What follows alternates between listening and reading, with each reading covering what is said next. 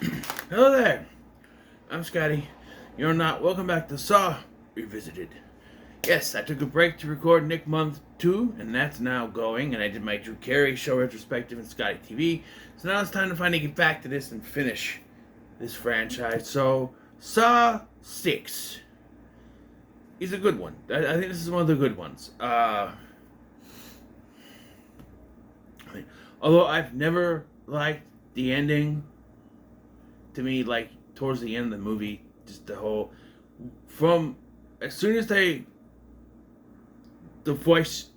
soon as the voice thing on the Seth Baxter tape happens, everything with Hoffman from that point, I don't care for, because it's like I don't know. But yeah, I still think overall this is a good one. It's directed by Kevin Grudard, who Grudard, who will go on to direct. He direct 3D, but also Saw X, which is much better than either of these. But yeah, we start with two people. One of them named Eddie. I don't know Simone and Eddie, in a scene that DeGroby does not like. DeGroby, he has epilepsy, so he should stay far away from these movies anyway. But over the years, trying to figure out figured it. The editing in this scene is so jarring. There's a lot of flashing. I could see why it would cause him to have a seizure. So, yeah, I could see why. Yeah, because he was watching this with our friend Brandon. My friend Brandon, I mentioned. He was at Brandon's place. They were watching this, and he ended up going into a seizure. I think God, he's never had one around me. I don't know what I would do, how I would react, but I don't know. But yeah, because this scene, there's a lot of flashing, and at the editing in these movies, you know, if you are epileptic or sensitive to that stuff, no, don't watch these movies.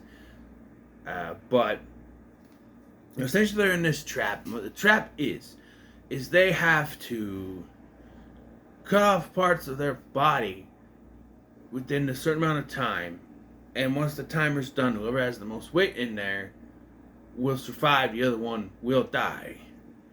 So Eddie, a heavy-set man like myself, starts to cut pieces of his fat off. I love the scene where Simone goes to show her to do that herself, but she's so skinny, there's no way. So she starts to cut her arm. So let me ask something. Why do they? I understand when they take blood or something, they wrap that thing around to tighten it. What does it have to do with cutting? Does it slows the blood flow? Maybe. I don't know. She wraps the thing around her arm and starts to kind of cut it with a knife. Realizes now brings her sticks, cleaver, and just. Apparently, her arm is enough to outweigh his belly fat, and she wins. And he gets screwed through the head, and she survives. And then if you're watching the unrated version, we have a scene in a car with Amanda and Cecil. Very blurry scene that's only in the unrated version. Much like the post-credit scene, which we'll talk about. Yeah, what is this? Well, it adds to the plot, but it wasn't in the theatrical version. I don't remember if I went to the theater to see this one or not. I might have seen 7, but I don't think I saw this one in theaters. So I don't think I did. No, I don't remember. But maybe I didn't see that. I don't remember. Anyway, so then previously on Saw, we see Strum murdered in a machine, although this is drastically different as the blood doesn't squirt directly on Huffman's face, but underneath here.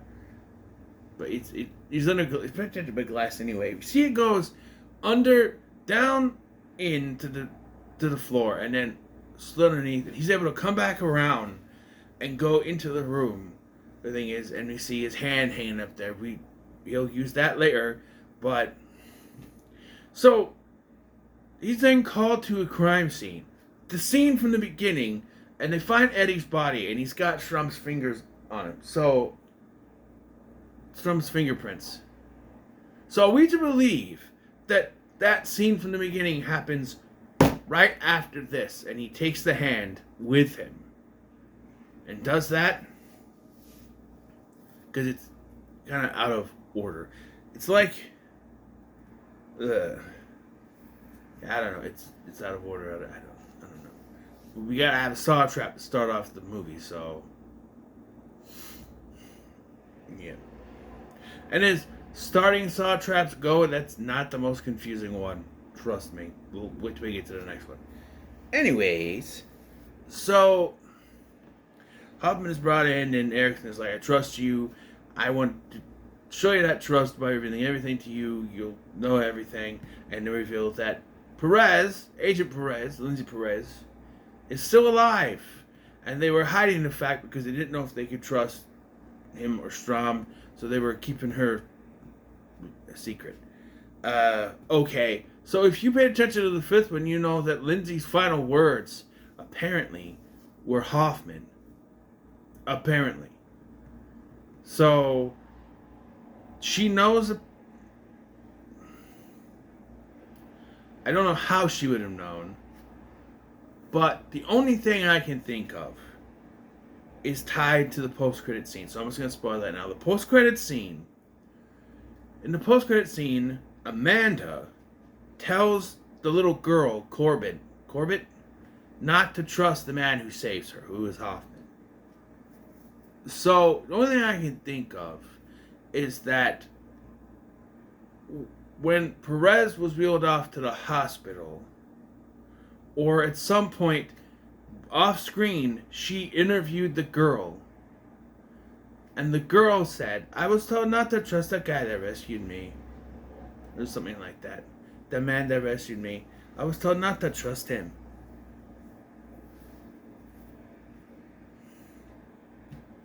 Because that goes around. Because we find out later, through flashbacks, that it was Hoffman who wrote the note to Amanda and forced her to kill Lynn Denlin. So that, because as Strom figured out, Hoffman was supposed to be the only one left. So he sent that note to her. I'm assuming she knew it was from Hoffman. So she went to Corbett to try to mess up his little thing and told him, you know. And I kind of get this theory from the Deadbeat podcast. They were kind of talking about it a little bit. Yeah, because Lindsay knows this whole time. And I'm pretty sure Erickson knows too. My question is, if they know that he's responsible, why are they toying with him through this whole movie? It's about, we gotta go to the Seth Baxter tape.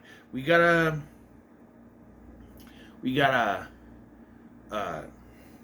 mess with the tape to see if we can get the voice to correct. And because we think that the Seth Baxter tape is not John Kramer, but the other accomplice. They also say that Eddie's cut was done by a serrated knife, just like Seth Baxter's. Even though in the last one, we saw Hoffman use a fucking scalpel, but retcons, right? Sure. If they have all this evidence, and I know some of you might say, well, they needed the evidence from the tape to confirm it was Hoffman. But come on. Assuming that my theory is correct, the little girl told Perez that she couldn't trust Hoffman. Not that she was told not to trust Hoffman. Clearly, it's obvious that Hoffman had something to do with the death of Seth Baxter. It was his sister, after all. They clearly know it's him, and are only entertaining this Strom thing. They even point out that they had the fingerprints chemically tested to prove to see, and they said that it was that those fingerprints could only be made after Schramm had died. So they clearly know. So why are they waiting for this goddamn test to arrest him? And why don't they have a fucking SWAT team ready to come in and take him out once they find out this news? If they are already convinced it's him, why don't they have like 40 to 50 fucking police officers on the outside of that door ready to bust in and grab him? Why are they so unprepared once the voice is found? If they are convinced that he's behind it, why are they so unprepared when the voice does pop up? Right? Why is there not a SWAT team or something? Right? And that irks me because of the ending of this movie. When they do find out, and he just stabs the hell out of all of them, sets the fucking place on fire and leaves. If they were so convinced that he was behind this, why not have a SWAT team or an army of police officers behind a door somewhere to sweep in and grab him? Because we need the movies to continue. Sure. But it makes this whole investigation they've been doing this entire movie pointless. Because they were so unprepared. Right? Even if he pulls a secret machine gun out of his ass and starts shooting all the other cops, at least they were prepared. But they're not. It's just who's ever right there. And they're all dead because Hoffman stabs them because they need to continue. Right?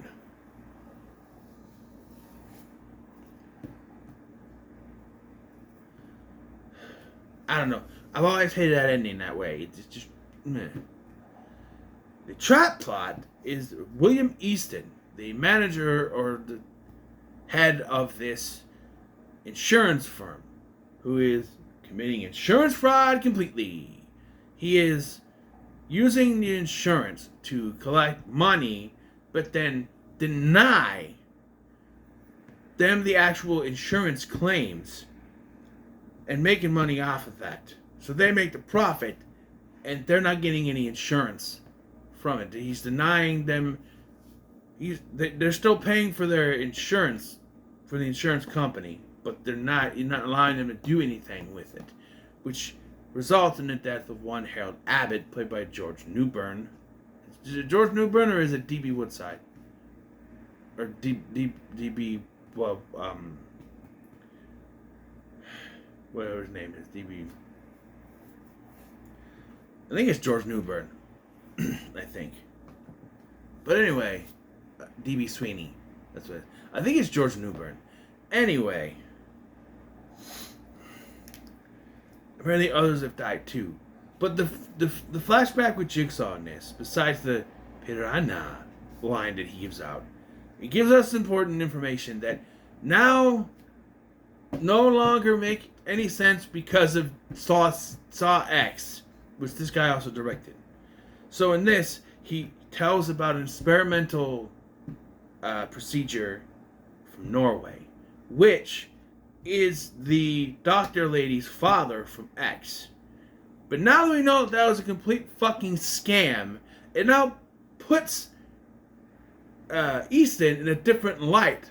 Like, did he know that was a scam and stayed away from that because he knew it would fuck everything up with his system and it wouldn't work anyway, right?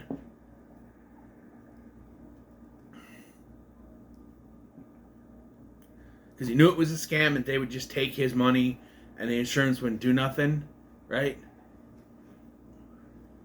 And would they even accept insurance anyway, being that they were crooked, now that we know from Saw X. So it's confusing, right? But that also, like I said, it paints Easton in a different light now. Was he in the know? Was he not? But it also makes this revenge that Jigsaw takes out on him pointless, because it's one of the only times where he shows up without the Billy puppet. It's his own face. Hello, William. By the way, him calling William freaked me out as my son's name. Hello, William. And he shows up on video without as himself. You denied my claims, and now you have to play a game. Now you have to play a game. And it's like, okay, but like, Saw X now changes this. Now, he took revenge on this guy for no reason now. And you think he would have known. Like, because Saw X takes place between 1 and 2, you think he would know it was a scam. So why would he have set this thing up to begin with? Is it not just for him, but all the other people that he caused the death? Harold Abbott's death? Is that what this is about? It's not just about him, it's everyone else. Even though what he wanted was a scam, and he knows that by this point, setting up this fucking trap. Is it now he's just getting justice for everyone else, right? And again, I have to point out, killing is distasteful. Yet, the whole end of this test is not even on Easton. It's on Tara and her son, the Abbott family, as we find out. He's basically telling them it's in your hands to kill him or not. And you know that people who got screwed by this guy, they're gonna. So it's not a win-win situation. Sure, he can make it through the whole thing, but it's a lose-lose situation. It's a no-win situation. Lose-lose situation here. There's no way he's coming out of this alive because that family is not going to let him live. Even though Tara couldn't bring herself to do it, a hormonal teenager who's pissed about his dad's death. Oh yeah, you're dead. Sure, you're dead. And let's add to the list another Saw character who we never see again, Pamela Jenkins. She was important in this one. She showed up in the last one, and who the fuck cares what happens to her now because she disappears? So I don't know.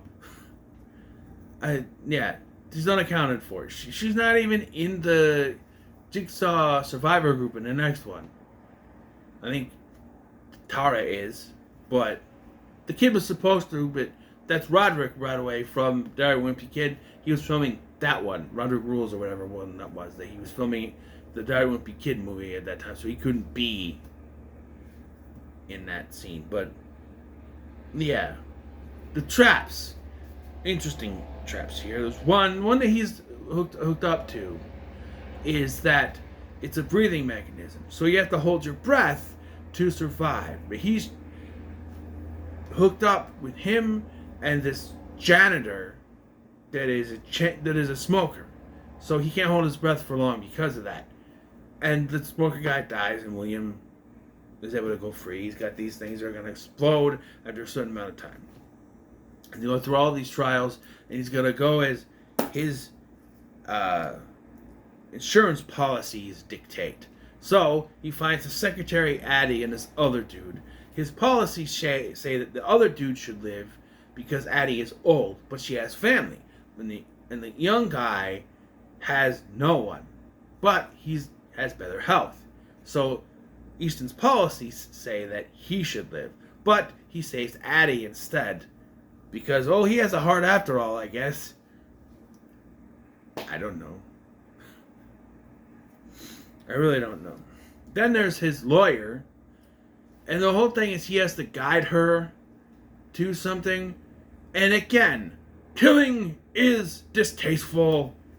But here, it's pointed out, and again, you could point this at Hoffman, I guess, but that the key to get her out of this contraption is in Easton's gut here. It's been sewed in. So she starts stabbing at him with a knife. And so it kind of forces her thing to go off, which is similar to Art Blank's device in the fourth one. So kind of get to see how that works. But, yeah. And then we have the carousel, where Easton can only save 2 of these. Again, he's got to go by his policies. I don't know how the lawyer goes with the policy. But he's got to go by his policies here. He saves 2 people. I do like the guy at the end. Oh, fuck you. Fuck you. You look at me. When you are killing me, you look at me. Just A1 overacting right there. As he dies, he saves 2 women. And again, these 2 women, never see them again, I think. Unless they're in the support group. I don't know. I don't have a place to write it now. And then we have the... Yeah. Then he gets through everything. And the whole thing about his family is supposed to be... Because they say, you will find your family safe. If you want to see your family again. And they show Tara and the kid. But actually, Pamela Jenkins is his sister. Who he calls Babe at the beginning of this because they want you to believe that it's his wife. And they want you to believe that he's cheating on her with the lawyer chick. But that's not at all. It's his sister. Right? He's still probably fucking the lawyer chick. By the way. But, I'm just saying. At least he's not doing anything wrong by doing it. He's not cheating on a wife or anything. And Pamela's the only wife that he has. Yeah. Jill's subplot, she, opens up that box that she has. She finds a package, which we know now contains a letter to Dr. Lawrence Gordon. He's a doctor. And we do see camera footage. It's very blurry. You can see Dr. something, something, something. It's very blurry. You can't read it. But, yeah. And it contains the pictures of all the people in this trap. And there's a 6th one that contains Hoffman. Right? Yeah. So, after Hoffman kills everyone, why didn't they have a SWAT team there? She zaps it, electrocutes him with the zappers from the first one, which sticks him to a chair, and then she attaches the reverse bear trap to him. And again, why do this if it's not going to lead to anything? All it does is give him a cool scar in the next one, because he's able to bust his hand open like Matthews with the toilet tank to his foot. He's able to break that open, slide his hand out, and he's able to put it between 2 bars so it opens, but it doesn't activate all the way. And he's able to get his face out, he's got the scar, and yeah, that's it. That'll connect to the next one, but that's how it ends. We see a bunch of... I don't know why, but they show a bunch of game over shots from the previous films, but it's not... I don't know why, because that's not it. Here's a question or hypothesis. If Hoffman had died here, how would they have continued it? I think they could have. The next one would start off with Jill walking off, but she's grabbed by 2 pig-headed people. 2 pig-head people. Right? They take a bag off her head. She wakes up. She's strapped to a chair. She says, "You." And we cut away. Then we follow Bobby Dagan. We find that this whole trap thing. But who's doing the trap if Hoffman is gone? Did he set it up beforehand? Could be. But it's all about falsifying stuff, right?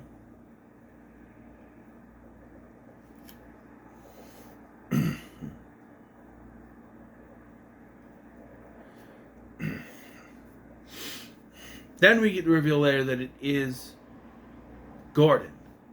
But the tape is different than the one from the last one. With Hoffman dead, he no longer needs to say to go after Hoffman should Jill die. But in this version, it's to make sure that his work continues and to make sure Jill is involved with that work.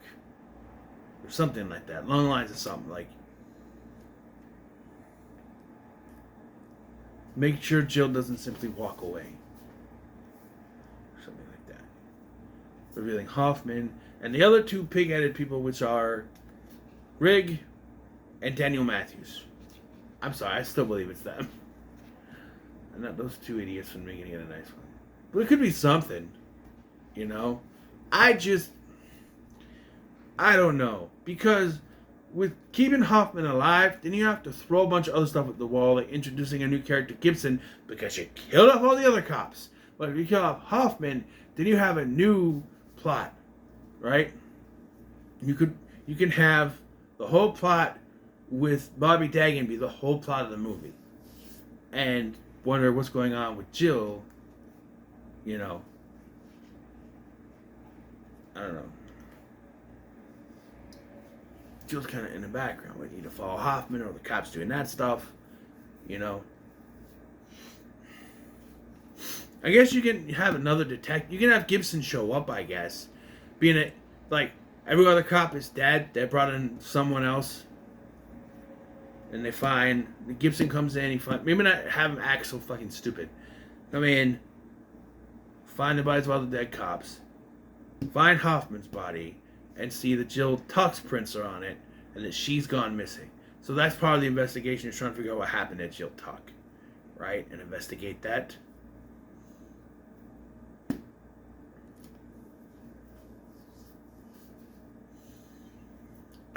I just thought of something. The message was to make sure his legacy is protected. And they see Jill, they want to make sure that Jill will agree to that.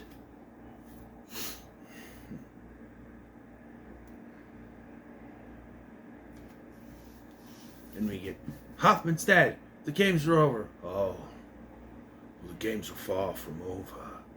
That could be the opening thing. And then it cuts to,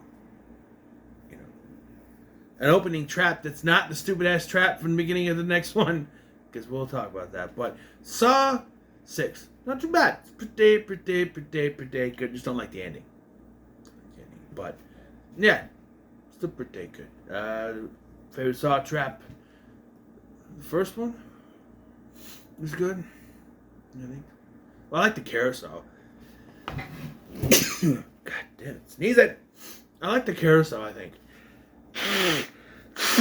Interesting contraption, but yeah. So what are your thoughts on Saw 6? Remember, comment so much, like, share, and subscribe. Thank you for watching. I'm Sky, and I'll see you in the next one.